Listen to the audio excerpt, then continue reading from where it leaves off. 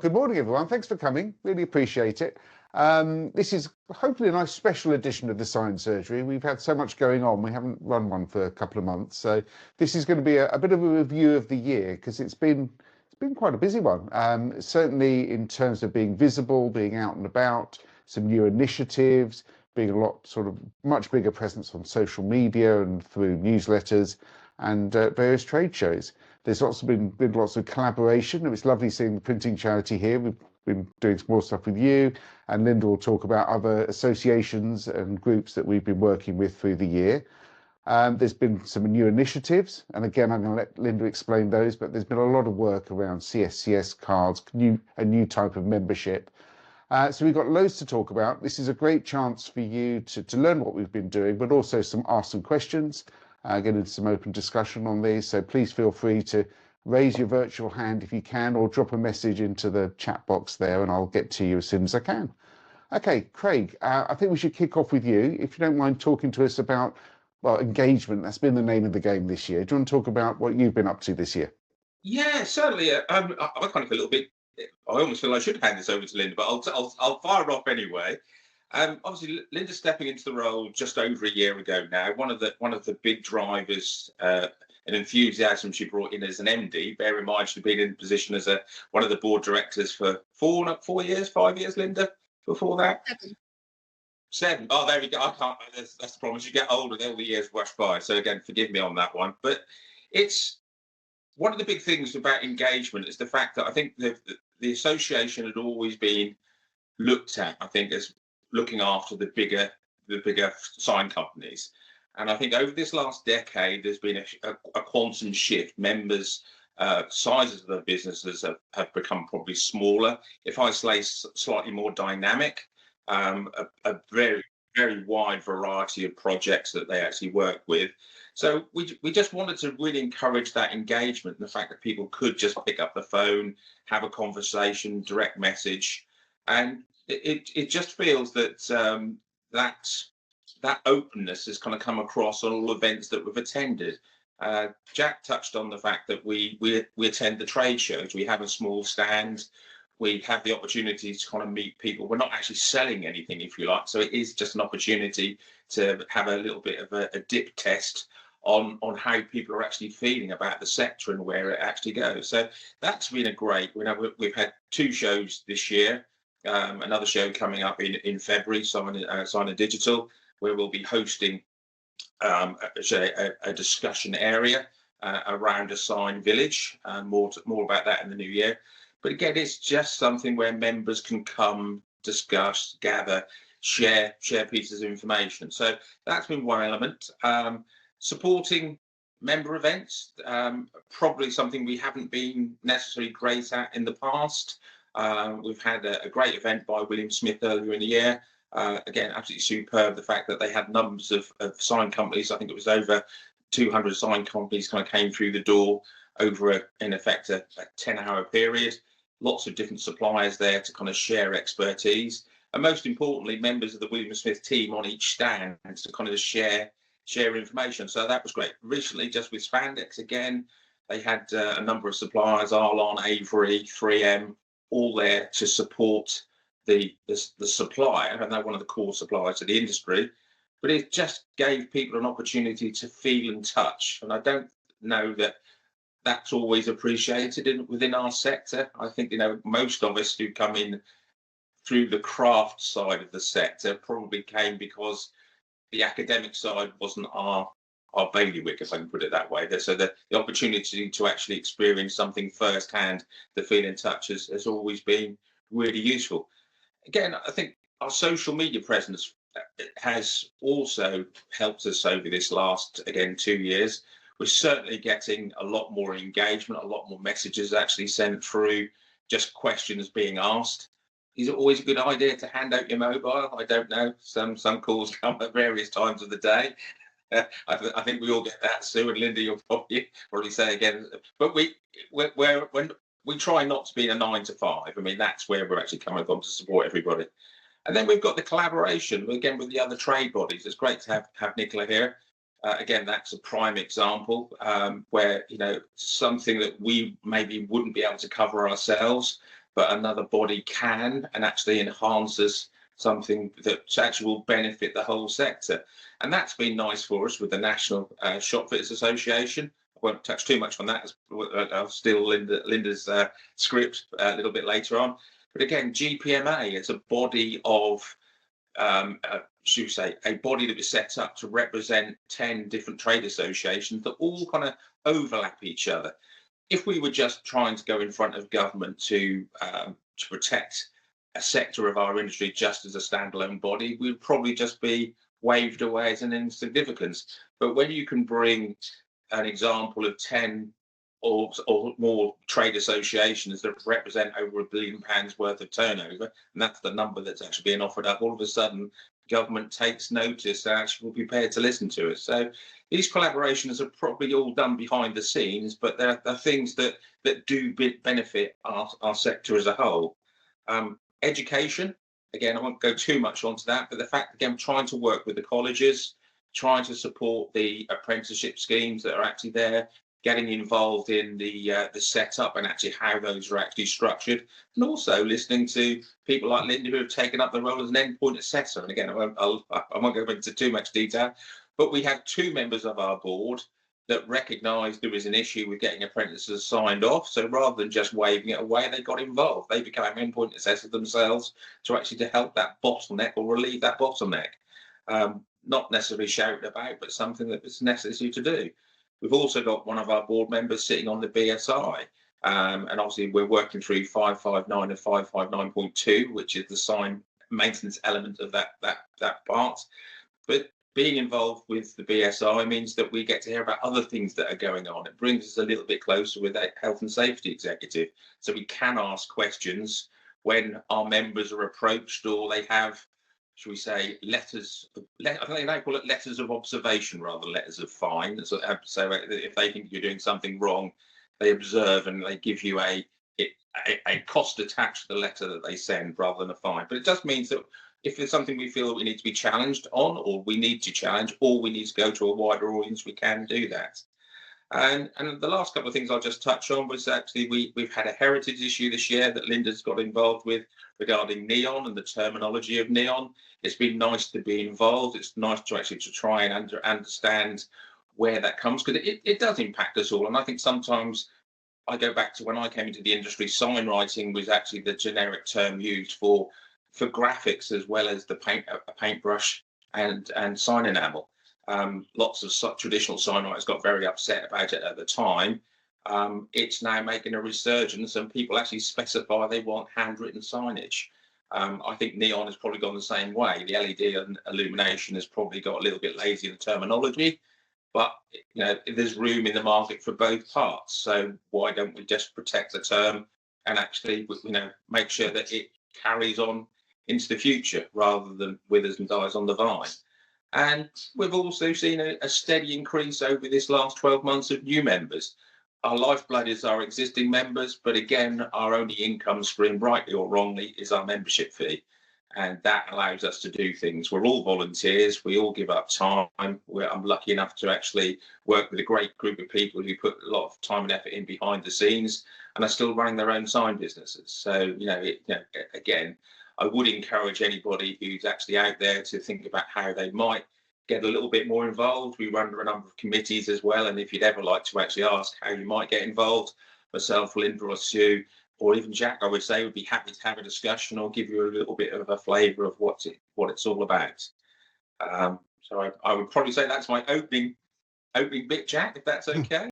Well, that you kind of covered the year quite nicely. Do you know what? I think it was a good way of kicking this off, though. And Linda, if I could come to you, perhaps I'm just going to spotlight you here. There you go.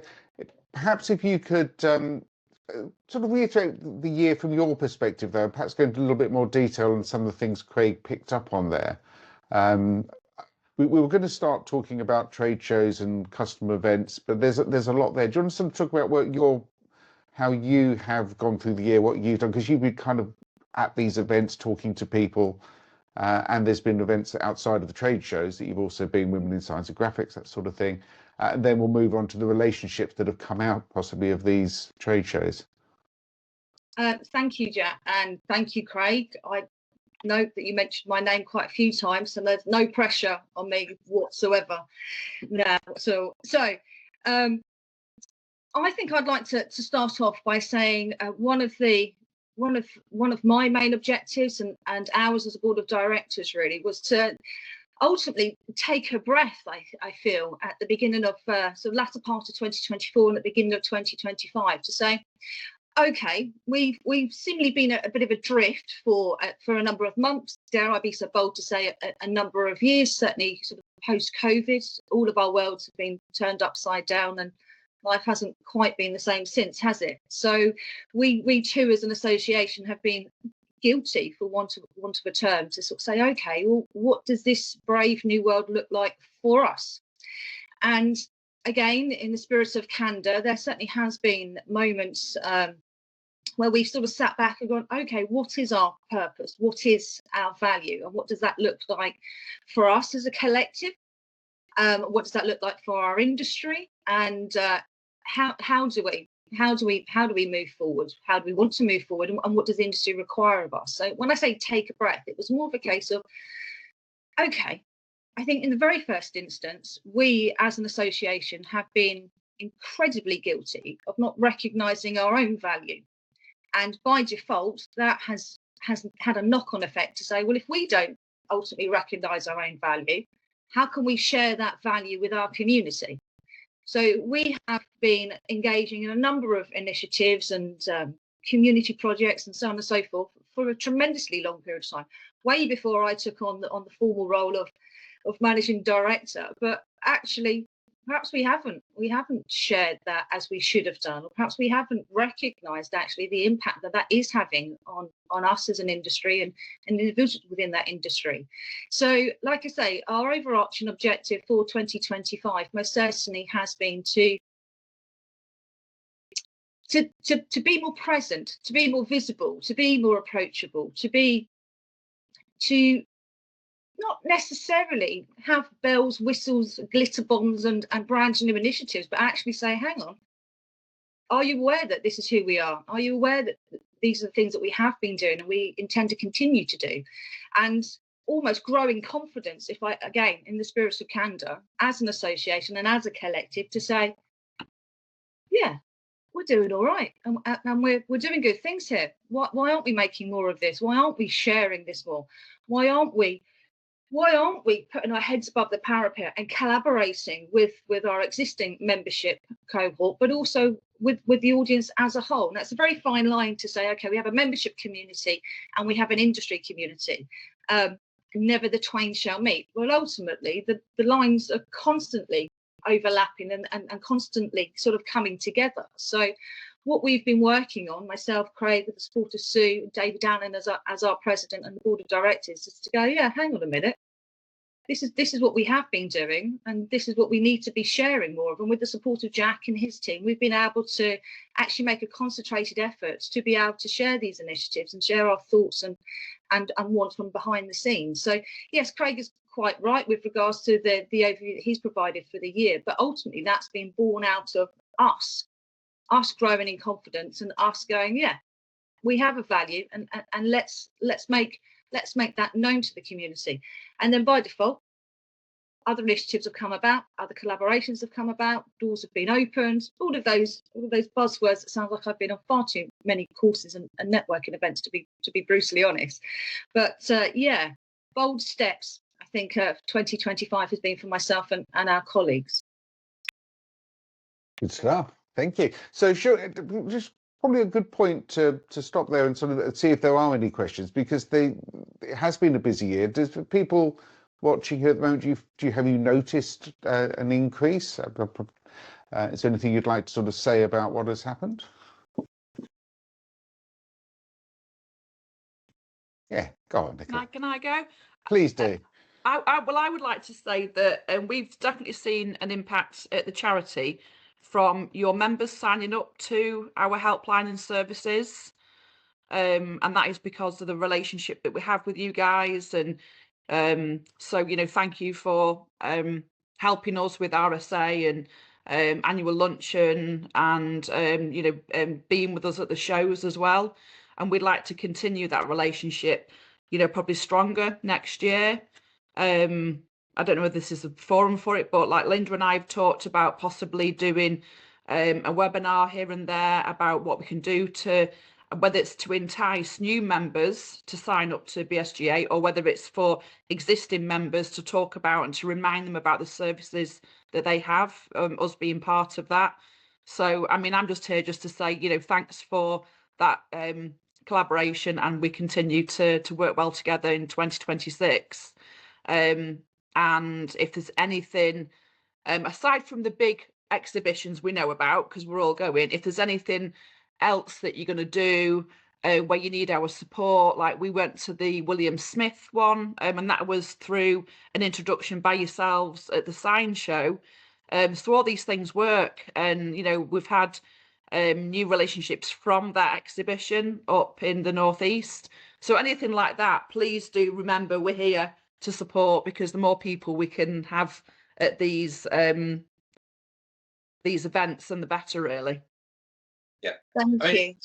And I was going to say, for us, I think it's great, because I don't think we, in all honesty, appreciated exactly what the print charity did for the industry as a whole. So it's been wonderful to kind of actually fully understand that, and to see how that can support our members, and more importantly, their staff. We don't know what our staff are going through. The fact is, they do sometimes need that private, confidential ability to call or to speak to somebody to relieve a pressure that they don't think they can share with us. So that's absolutely superb, and you're quite right. So we look forward to developing the relationship as we move on. So and we're all ears for ideas to actually share stuff. So we certainly haven't got all the ideas. Fabulous. One quick thing to say then, before we head into next year, is we are increasing the age range for Rising Star Awards to the age of 35. So if you didn't know about that, and you have people that in your businesses, so between 18 and 35, that is the new age group now for Rising Star Awards. So that's going to have an impact. Is everybody familiar with the Rising Star Awards? I mean, it's something that I've seen a number of the sign companies now getting involved with, supporting a member of staff specifically in training. Their development is most important, and this is a great opportunity, let alone gathering at the House of Commons at the end. Absolutely. Good stuff. I've just made a note of that, Nicola. We will definitely include that in one of our bulletins at the start of next year. So. Yeah, and again, you've got a good relationship with. Sue's got a good relationship with Liz, our marketing director. So Sue gets all the press releases from Liz. So you are kept up to date with everything. So. Perfect. Yeah. Thank you. It's all good. Thank you for that, Nicola. Shall we? I think it's probably time to move on to maybe some of the specifics of the year. And Linda, I know you, particularly you and David Allen, have worked incredibly hard to progress something with the CSCS cards. Would you like to sort of frame that as what you've been doing and how you've kind of coming to a resolution with it? I'll try and keep my word count short. I have no doubt that you have all read the multiple articles that have been shared in recent weeks, both on our own platform and industry presses. Excellent. So with that in mind, we're all more than aware of the challenges that we face as an industry with regards to the CSCS scheme. And it's not something terribly simple. It's not something new that suddenly landed upon us in the summer of 2025. We have been very much aware of it. Gosh, I want to say 18 months, 2 years, maybe even slightly longer than that. We were very much aware how things were potentially going to impact us as an industry. And despite our best efforts, like I say, over the last sort of 18 to 24 months, unfortunately, it's been incredibly challenging to be able to find a timely solution to how we were going to address our industry and the provision of cards.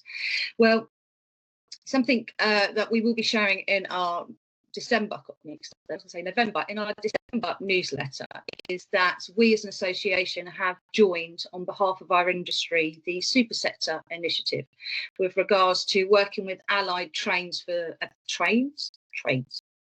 for the construction industry and building sites. And one of the huge positives that has come out of of that is a new alliance with the National Association of Shop Fitters, who they themselves are also facing difficulty with regards to being able to get sign installers on site to best support them and the works that they were carrying out. So it just so happened by chance a conversation came about in one of our meetings, and from that we were able to put together in a relatively short period of time a provisional, a short-term solution to enable individuals from our industry, from the signage industry, to be able to gain access to sites with the formal title of signage installer.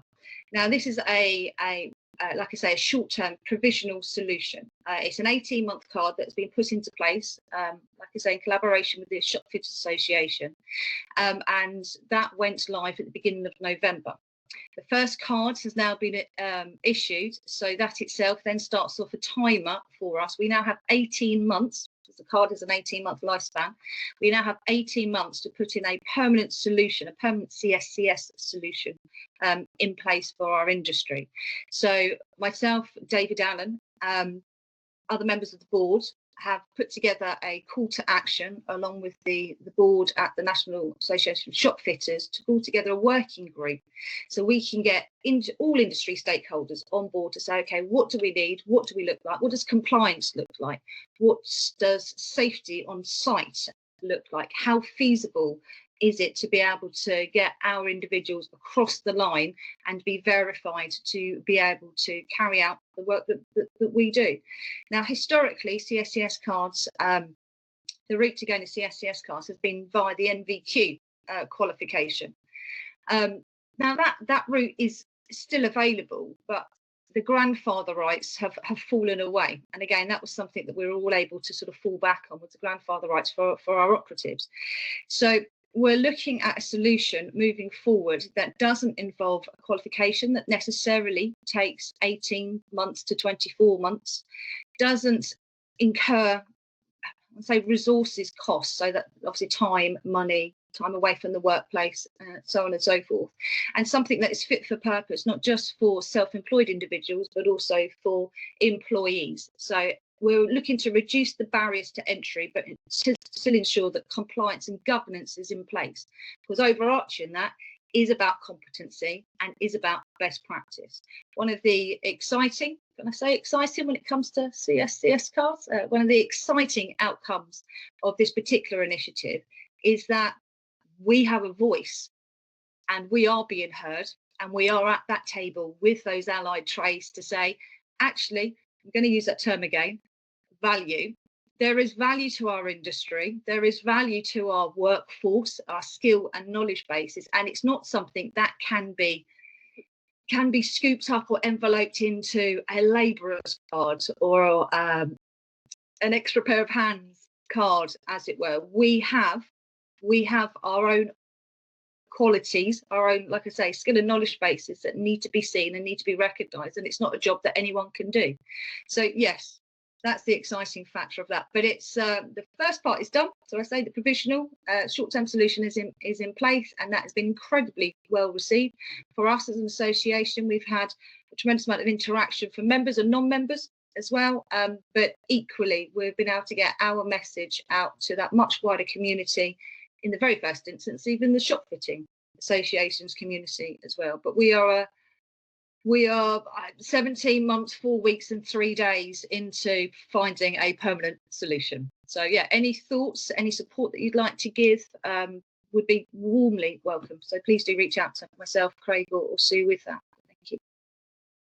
Interesting, isn't it? So if anyone else has a question, please raise your hand. Working with the NAS, that's relatively new, isn't it, for you? Yes. I mean, how has that come about initially, and how is it working? Well, like you said, it's come about as we stepped into the arena of the super sector initiative. So that's how the relationship started to develop. The relationship is blooming. Can I say that without sounding like it's an online date? We're coming to the conclusion that actually there's a tremendous amount of transferable skill and knowledge bases, but also objectives and focuses from both industries as well, which again has been has been great for us. And the feedback that I'm certainly getting from NAS is that we are a welcomed ally to them also. That's great news. It does seem like a logical collaboration, really. And I guess thinking about other similar associations in other areas that you probably now think, well, hang on, maybe we can work with those. So if there's any suggestions on other associations, I know, Craig, it's the GPMA, is that, isn't it? That's the Association of Associations. You probably having that relationship would help instead of building these kind of things. It's opened the door to us to have serious discussions with people like the BPIF and other trade associations as well. And I think, again, in years gone by, all the associations kind of kept each other at arm's length for worry of losing members to each other. And I just think just all got to be a little bit more grown up about it and say, well, actually, we can benefit each other. And the fact is, we're reaching out, we're having these discussions. And again, I applaud Linda and David for kind of getting that relationship off the ground of the National Shop Fitters Association. We had approached them in the past and we didn't seem to be getting anywhere. And obviously, this, with the super centre, the phrase there, sorry, that Linda did use, but it brings people together and they can see the benefit. Because at the end of the day, all we're really interested in is the health of the sector we're actually in. And that affects and impacts us all. That's probably where I'm coming from. So. I think, if anything, it demonstrates that there's a much wider trade association community, and so outside the industry, than perhaps individuals or collectives of first thought. So, yes, National Association of Shop Fitters, we are in the early days of developing relationships with other trade industries, which will come out in 2026. But again, it's opening the opportunities to be more than perhaps just. People automatically assume the sign industry and the print industry are the two strongest collaborators. Well, yes, there is absolute truth in that, but also there are the complementary transferable industries that also support us. And again, it's an objective that wasn't necessarily on our agenda back in January 2025, but it's most certainly quickly appeared on our list of objectives midway through 2025, and as we embark on 2026 to go, okay, then yeah, our community is much wider than perhaps we allowed ourselves to think about on occasion as well. Good stuff. I think this is an interesting development that we will see more of in the coming year, I dare say. Linda, there's another sort of big initiative that was launched around the same time. I felt like it almost was in the shadow of the other one, but it's just as important. Do you want to talk to us a little about the contractor member? Absolutely. So again, I'll attempt not to bore you too much, but I'm sure you're all aware that we now have an additional category as part of our membership subscription, and that is for contractor. So a contractor, in essence, is a self-employed individual. So historically, to become a member of the BSGA, you needed to be affiliated to an organisation, which meant that, like I say, freelancers or subcontractors were unable to join us directly. So unless they were employed by an organisation or a company. Well, in conjunction with the launch of the provisional CSCS card, we've also launched the contractor membership category to enable individuals to be able to join our immediate membership community, but also to have the access to us as a board of directors and our association with regards to the resources that we also have available. So again, that's another demonstration of how we are opening up that community and how we are ensuring that everybody has an opportunity to be seen and heard. Brilliant. Thank you for that. Now, Craig, I'm going to come back to you now because you mentioned in your roundup of the year about, and you're going to have to put your Dave Derbyshire hat on, I think, that as an association, you're part of chairing the BSI board. Do you want to talk to us a little bit about why that's important and what it's been doing this year? Yeah, certainly. And again, we're lucky that over the years we've had some very high caliber individuals on the technical side. Mike Hall initially ran our technical committee, and when Mike retired, David Derbyshire stepped into position, and David took the role on from Murray Crumpton, again another person who'd been in the industry a long time. The 559 process has been going on for absolutely ages, and that is the in effect gives the detail on how a sign should be built, structure, wind loadings, all those types of elements. But the 559.2 is all to do with the maintenance and ongoing life expectancy of the sign and what should be expected. So it was felt it was very important, but BSI is quite, if I said it's quite a slow moving beast, I think that's a fair assessment. Obviously it had to go through a number of systems and sign-offs before it can be put out to the general public. But our understanding is that that will go live early parts of 2026. And again, because David has been so involved in that, he's also looking at our guidelines online, because a lot of our members will tap into the resources online. So again, it's keeping those elements updated. Last year and the year before, we put a best practice sign guide together that we shared with individuals. And again, that gave a terminology of signage. It was a case of kind of building it in it. I kind of think of that as almost like the Forth Road Bridge. You're almost looking for people to kind of give you feedback, challenge the document so you can keep building on it. And that's the type of thing that the technical committee will be doing. So, it's most people, if I'm honest, most people will give us a call first and ask the question, or ask to put us in contact with someone who has the knowledge rather than read the information. I'm not saying that's always, no, that's a bad thing.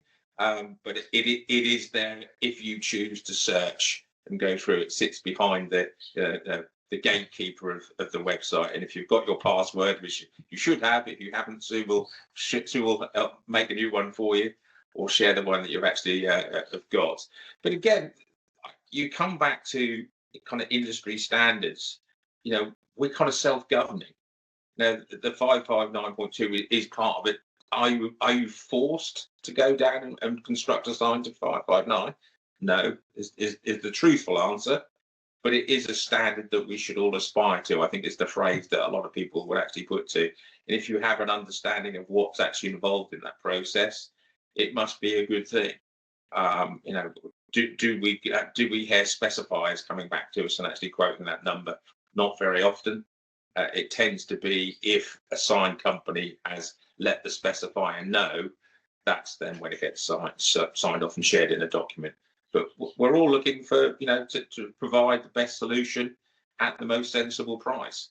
And that's actually where you kind of come back to. We've got to have stuff that actually works, stands up to the rigors of the environment that it's actually into. And actually we walk away from the signage knowing it's actually going to be there for the time that we've actually told the client it will be. But weather happens, that the environment actually will throw things at us that we maybe didn't anticipate. So therefore we have to educate the buyer that they have a responsibility. They can't, say, "Oh, sorry, you provided it, it's your issue." They should be doing visual inspections over a period of time. And that's where we come back to, is this education process, and how do we get in front of those people to make them aware of their responsibilities. So again, it's on us all, should I say. It isn't just down to the trade association. It's all it's us all as suppliers to the sector. I feel like this is something that, as an association, this is kind of the nuts and bolts of what you do. But would you say that over the course of the last year or so, this is getting this, as well as talking to those people, getting it out into the general community that this is what you're doing and this is what they should be listening to? I think the answer is yes, because we used to put, if there was ever any inclement weather, high winds, we'd put a little message out on social media to ask people to be aware, things that they should do. I caught a little bit of flack from some people to say that we're not the emergency services of the sign trade. It isn't our responsibility. My feeling was actually, well, kind of yes. If a client can't reach out to us, if there's an issue, who can they reach out to? I'm not saying that, I want anybody to put their life at risk kind of going up in a force 10 gale to actually take something down. But if you're aware, things can be cordoned off, actions can be actually taken to make it safe until it's safe to go and rectify the issue. So that's about being grown up, taking responsibility, educating the individual who's bought the sign, whether that be the maintenance provider of the sign, whether it be the person who actually owns the estate that it's actually on. But this is actually where you have a conversation at the front end, and that's why the client keeps coming back to you, because they recognise that you're not in it just for the one sale. You're in there for that relationship, the life expectancy of that customer's being retained by you. Okay, actually, Joe at Innova Solution, he's agreeing, saying that it's always better to overspec than underspec. And ties with what you're saying. No, and without a shadow of a doubt. And this is the thing, you've got somebody like Joe, if I say your beck and call, forgive me for using that phrase, Joe. But again, mechanical fixings, will be used. You've got tapes that will actually be used. Where should they be used? Should there be a combination of, is it belt and braces? These are all the discussions you can actually have. What are the likelihood of actually failing? If it's contaminated, what are the issues you need to be looking out for to stop the contamination taking place? It's an education process. And this is why I love trade shows. This is why I love these open events. Kind of coming back to our first discussion, it gives you and your staff an opportunity to talk to the people who are supplying the product and to actually ask those questions.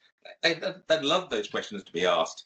And that's why I get frustrated when someone tells me they've been to a trade show and they've been round in 15 minutes and that £28 for the car park and it was a bloody waste of time. No, it wasn't. You were the waste of time because you ran round just how quickly you get out. Sorry, I'll get off my soapbox now, but you know where I'm coming from. I do. Actually, Gary is another of the BSGA board members here. And Gary, I remember seeing you at the William Smith event, which I guess you were there as a customer stroke sign print company. What is it about these sort of open day events that is important for companies like yourself? I think the main reason we went was to sort of support William Smith, to be honest, and our local representative for the company. It was good to build relationships with the internal staff there. Obviously, they're quite away from us, and we do ask favours of them, and we thought it was important to take the time to go up there and see them and build those relationships. Some of our junior members of staff were really impressed to see their facility, and the one thing that really struck me was the owner of William Smith's was very sort of hands-on and visible. They had an event in the evening and he gave a talk and he was spending a lot of time chatting to our staff, and that really made them feel special. So yeah, it was just a good event all round. But yeah, going back to the main point, I guess looking at new materials, building relationships, lots of things. I think it's interesting you said that because you did come with a team, and it's a fair old trip. It was, yeah. To the north. So yeah, I think this idea of, and we're going to tie this in with our sort of final point in a minute, getting particularly the younger members of your team to see your suppliers from the inside and have a better understanding of what it is, the products you're working with and what you're getting out there. Yeah. Definitely. Good. Okay, so thank you for that, Gary. Sorry, I put you on the spot a little there. Thank you for stepping in. Craig, I'm going to bring Linda back in as well, because we'll finish off, talk a little bit about apprenticeships. I know something you wanted to bring in. Do you want to tell us what you wanted to talk about on that front? I'm going to say that obviously the modern apprenticeship level 2, level 3, obviously we get a degree of criticism from the colleges to say that maybe the expectation of their staff member or what they're expecting their staff to go through isn't necessarily met by the course. So I think Linda actually and David Derbyshire, because they're actually going around and they're assessing the work and the workplace. Sometimes I would probably say that the company that signed their apprentice up maybe sometimes doesn't always give the support that the apprentice should need. I'm trying to be diplomatic, Helen. Do you want to jump in? You're at the coal face, if you like, dealing with expectations of how this assessment works. What would you like to know?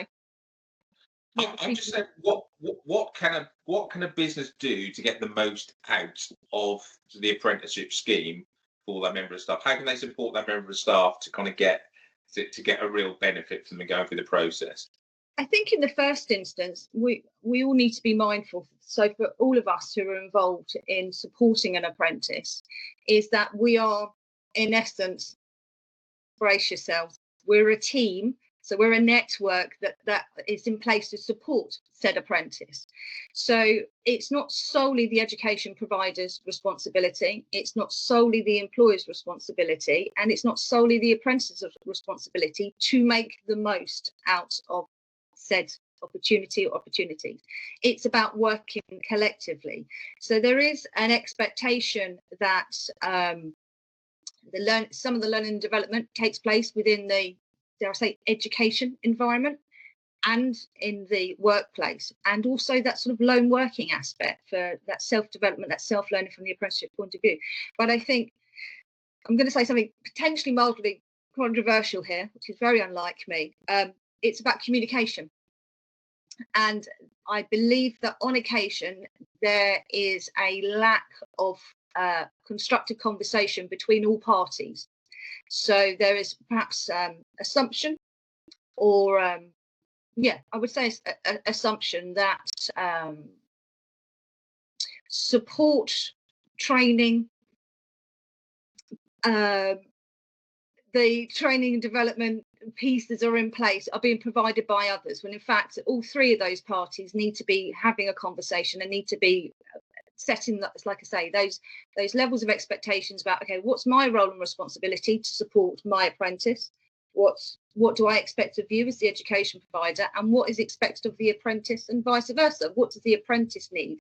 Unfortunately, there is a bit of a drift, dare I say, on occasion within that sort of even that sort of triangle, which makes it very, very challenging for us as an association, but also as us as assessors. On occasion, we can arrive at the party too late. So myself and David Derbyshire are independent endpoint assessors. So we're really coming in at the end of the process. So we're not involved in the initial 18 or 24 months. But I think the buzzword, for want of a better term, is communication and setting those expectations, really, and being of value. Some of the expectations, it is a transactional relationship, but also it's just about working together and saying, okay, is that for me to do? Is that for you to do? What can I as an employer best do to support my apprentice? Having learnt about that on screen, what can I do in the workplace to support that, or have that contextual understanding? And I think, the main thing I would like to see moving forward in 2026 and beyond is that closer working relationship with all of those three parties and us as an association. So put my BSGA hat back on here.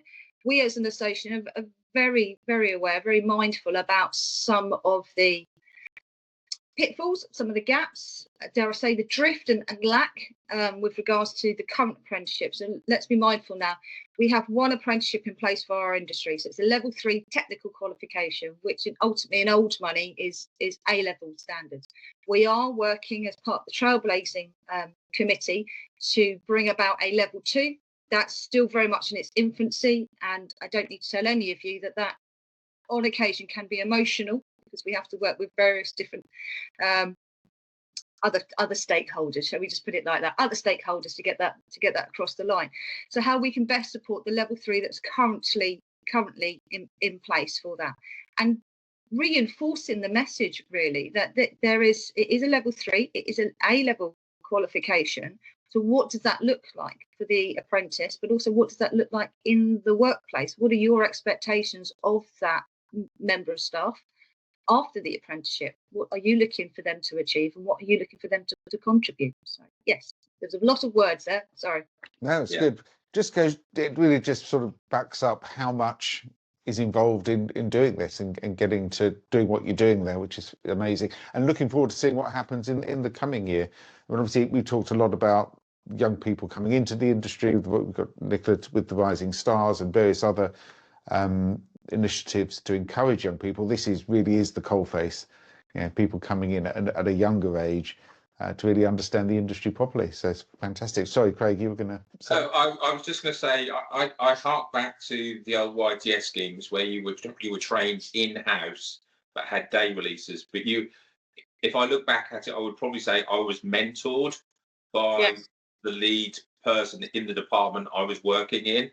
I think we always need to kind of get back to that. So the company that puts the apprentice through the apprenticeship, they understand that team member needs to have a mentor to help them through the process, and maybe needs to be a little bit more hands-on than we're witnessing. I'll be as diplomatic as that, I think. But I also feel as an association, we have a responsibility to communicate what the expectations are of the apprenticeship, why it was put into place in the first instance, what we as an industry need to I have a term which is called sweating one's assets. So we only have that. That's the only qualification at this moment in time, apprenticeship qualification. So we have to make the most of that. So also as an association, what are we best doing to support our community? So employers, apprentices, education providers. What do we do? What can we be doing? Is there anything that we can do? So we are working behind the scenes, and as Craig has quite rightly said, at the coalface to be part of that conversation, to be part of that solution as well. Brilliant. Okay, well, that's a great way to finish. Does anyone have any sort of last questions they'd like to ask before on anything we've talked about today, but specifically on that? Thank you very much for joining us. It's been a busy year, and it's been really good to catch up. Oh, sorry. I can see Nicola waving. Go for it. Mine's a personal question. So if the session's finished, I just had a personal question. How far away? So I have a contact up in Stockport, Manchester, who his son is a rally driver, and he's only 14, and he's like top of his league, and he's looking for sponsorship. I don't mean a full vehicle wrap, I just mean individual companies. He has got sponsors. He's got a little, I think it's a Peugeot. Anyway, but he's top of his game. Are there any companies out there that you think I could contact that might be willing to maybe sponsor? I think I'm not asking you guys. I'm just saying in your community. You get people who, I mean, at the end of the day, anyone who's been approached by someone who has a vehicle will know this, because actually it's said, oh, you'll get your name on a car and you'll do really well. What you need to find is someone who's passionate about motorsport or passionate about cars. Our Dave Allen is a prime example in Lincoln. It's exactly what he does. He works with. So if you can find in your local area, just reach out, highlight the fact that there's success that is actually there. I can think of a few sign companies that maybe you can approach. We can have that discussion afterwards. But it's finding somebody who has done that themselves or has a passion and says, yeah, I'd like to do a little bit. I'll throw a little bit into the pot, and almost the return on the sponsorship is negligible. It's about that relationship again. Should I phone Dave then and have a chat with him to see if he knows any like northern people? He's in the motor racing circuit, Wow. So it's certainly worthwhile having a conversation. I'm happy to have a couple of conversations with people I know. So again, I'm sure we can find somebody, and again, maybe somebody on the call also knows as well. So thank you. In the soundtrack, I think. I thought as much, and I thought this was the right audience to ask. So yeah, thank you. Thanks, Craig. Well, good luck. I hope that comes off you. It sounds lovely. Right, well, if there are no further questions, wish you all a very Merry Christmas. I think as an association, we're going to obviously take in the Christmas period off, 19th to the 5th, I guess. But do stay in touch, ask questions whenever. We'll put this onto YouTube and probably LinkedIn, so do feel free to put some comments on there if you could and share away. And look out for the next BSGA bulletin, which will be out in the next day or so, I should think. So, without more further ado, support, it means the world. Yeah, and thanks to you, Linda, for all that loads of information. Thank you so much. Goodbye, everybody. Thanks, guys. Thanks all. Bye. Take care.